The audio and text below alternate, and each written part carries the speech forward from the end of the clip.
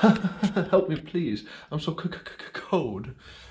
Today on the journey of getting an inspection sticker, we're replacing this caliper back here so we can get some new brake pads on there because this top pin is okay, but the bottom one is seized. And you can't just get the bracket, so we're gonna replace the whole caliper. I went ahead and loosened the bleeder screw back there, which on this 2006 Hummer H3 is an 11 millimeter, because you just want to do that first so it's easier to take off, and that's the last thing you want to do. And then these two bolts here that hold the caliper in place, those are 14s, and then I'm just going to set the caliper aside. I'm unsure what size the caliper bracket bolts are, but I'm going to use a breaker bar to get those off. But this video is just me showing you what it's like in upstate New York when it's, I think it's like 10 degrees without the wind chill, and then with the wind chill it's like 0. So I'm just using a little buddy heater right here to just warm me up enough to where I don't freeze while I'm replacing this caliper. But yeah, it's actually not too bad. That as long as you have some shelter from the wind and have that little heater going, it's not bad. But all right, I'll update you.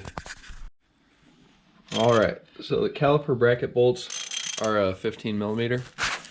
I have not tried to break them free yet, so you get to watch in real time. Hopefully that. I didn't bring my tripod out, but hopefully you can see. See if I can see. Got this little lantern again.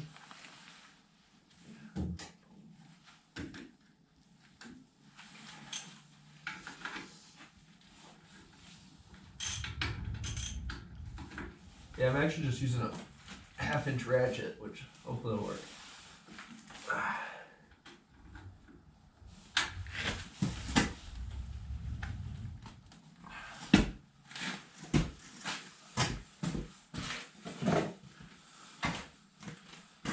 I do have a breaker bar, but I don't think it'll fit in there. I think it's too long.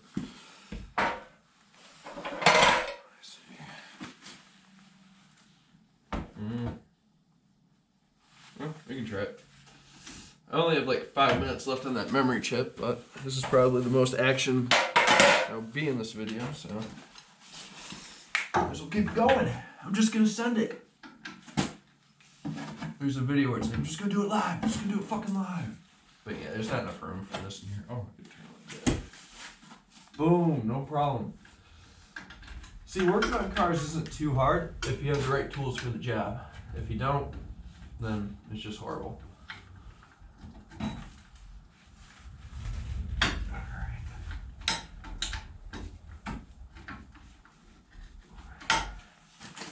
Now imagine that I can turn it with that ratchet.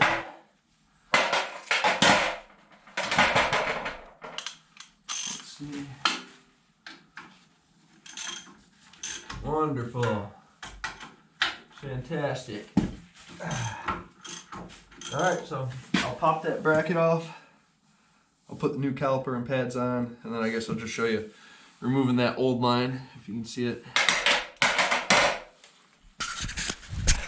That's the old line right there that I got put on the new one. Just make note of the orientation of the hose, how it sits on there, so that you remember when you put it on the new one. Alright, now it's time to replace that the brake line. Well, reattach the brake line to the new caliper and replace it with a new banjo bolt that they sent. Right here. Should have got this stuff ready beforehand, since there's only a couple seconds. Well, there's like 3 minutes left, but I'm also going to bleed the brakes in an interesting way because I'm doing it by myself. So I'd like to be able to record that, but we'll see if we have time. But yeah, the new caliper went on really easily. It's amazing how much easier it is to work with new parts. It just went right on, no problem.